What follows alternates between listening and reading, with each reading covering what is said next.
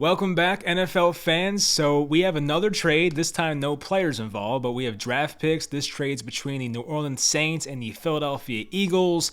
And right off the bat, my first reaction was like, what are we doing here from the Saints side of it? But maybe there's more to it. We'll talk about that. Maybe the Saints just really want two certain players in the middle of the first round. I have no idea.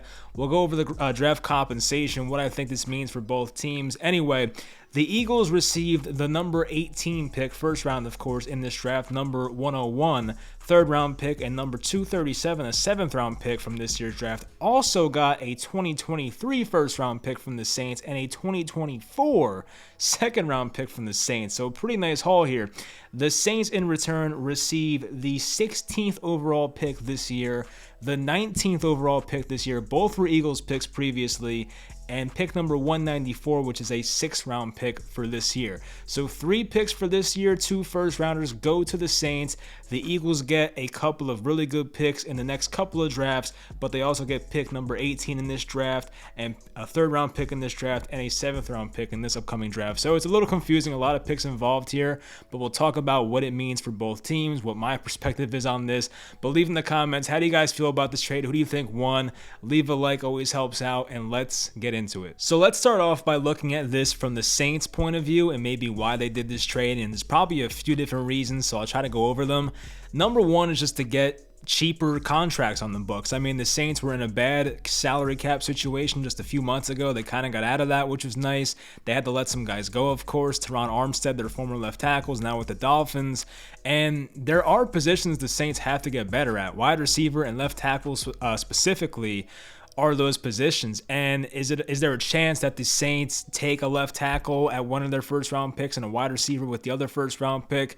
Absolutely, but they may be looking at this as a opportunity to get good players on cheaper contracts, because as we know, the rookie contracts most times are cheaper than the second contracts. Like the Saints could have re-signed Teron Armstead for like 5 years, $80 million, whatever he got with the Dolphins, but they really could not afford to do that. So if you're the Saints, well, you can get a guy on a rookie contract under team control for 5 years and go about it like that. So I get it from that perspective. And there's also the perspective of what if the Saints are getting 2 first-round picks in this upcoming draft to trade up for a quarterback and maybe get in front of a team like the Carolina Panthers in their division, who I think picked 6 in this draft, or maybe they're 8th. I think they're 6th. But maybe they do something like that. A team like the Giants, the Jets, they have 2 picks in the top 10. Maybe the Giants trade back with the Saints and get those 2 picks. Maybe the Jets trade back with the Saints and get those 2 picks. It's not really decided for sure that Jameis Winston's going to be the quarterback of the future. I am a Jameis Winston fan and hope he gets a real chance, but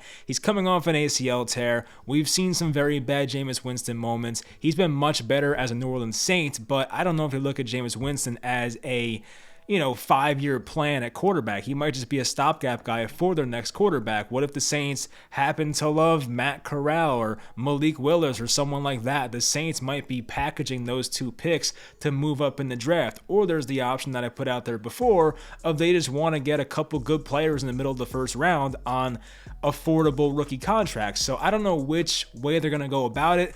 I think if you're the Saints, you probably made this trade to make another big move. So maybe the Saints in the next couple weeks look to trade up with a team like the Jets or the Giants, as I mentioned before. Or maybe the Detroit Lions at number 2. They're in a position to trade back. I mean, something like that. So the Saints may not be done here. We'll see what they do. But if they do stick with these picks and stay at their spot, they're going to get 2 good starting players on rookie contracts in the middle of the first round. So you can't go wrong either way, but they also gave up a lot of future assets to make this happen. They essentially gained an extra first round pick for this draft. That's nice and all, but you also gave up a 3rd round pick in this draft to the Eagles. That's still a valuable pick number 101. You can get a good player there as long as the Eagles, get the right guy.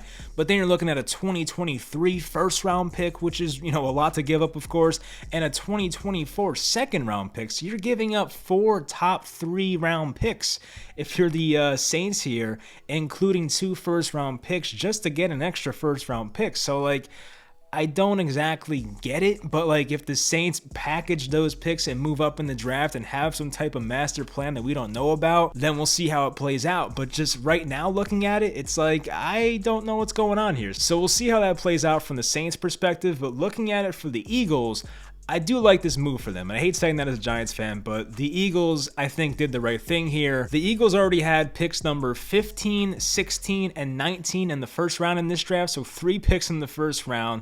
They give up 2 of them, but now they have 2 once again. The Eagles still have the 18th pick, and they still have that 15th overall pick that they got from the Miami Dolphins last year. So they're still sitting pretty with 2 first-round picks this year. They have an extra first-round pick for next year, and you're looking at that extra second-round pick in 2024. And the Eagles are probably going to go into next year with Jalen Hurts. Is that the right move? I don't know. I think it's fair to give Jalen Hurts an extra year. It's technically his second year because I don't really count 2020. He got like 5 or 6 starts, and it was kind of awkward with Carson Wentz there. Different head coach with Doug Peterson. But now you have Jalen Hurts in his official second year, I'll call it. We'll see what he can do. If he improves as a passer, then maybe he is your franchise quarterback. I'm not exactly sure he'll do it, but if Jalen Hurts really does improve, then okay, great, you have your franchise quarterback.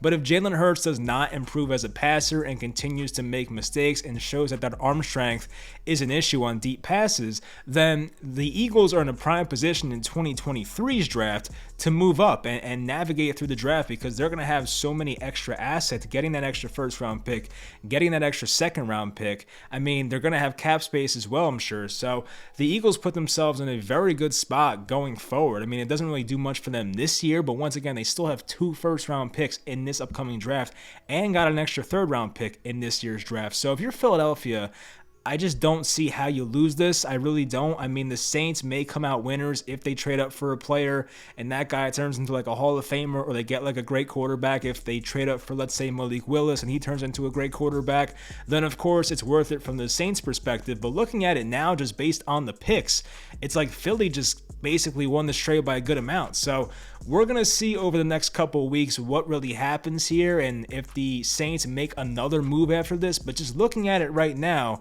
it's a little puzzling from the Saints side, I can't lie. So all in all, here are where these teams are with draft picks this year. The Saints in 2022's draft, which is coming up later this month already, they have the 16th overall pick, the 19th overall pick, the 49th overall pick in the second round, the 98th overall pick in the third round, pick number 120 in the fourth, pick number 161 in the fifth, and then 194, which is a 6th round pick. Now go to the Eagles side of it. They have a lot of picks. Number 15 in the first round, number 18 in the first round, which was the Saints pick, number 51 in round 2, number 83, which is their own 3rd round pick.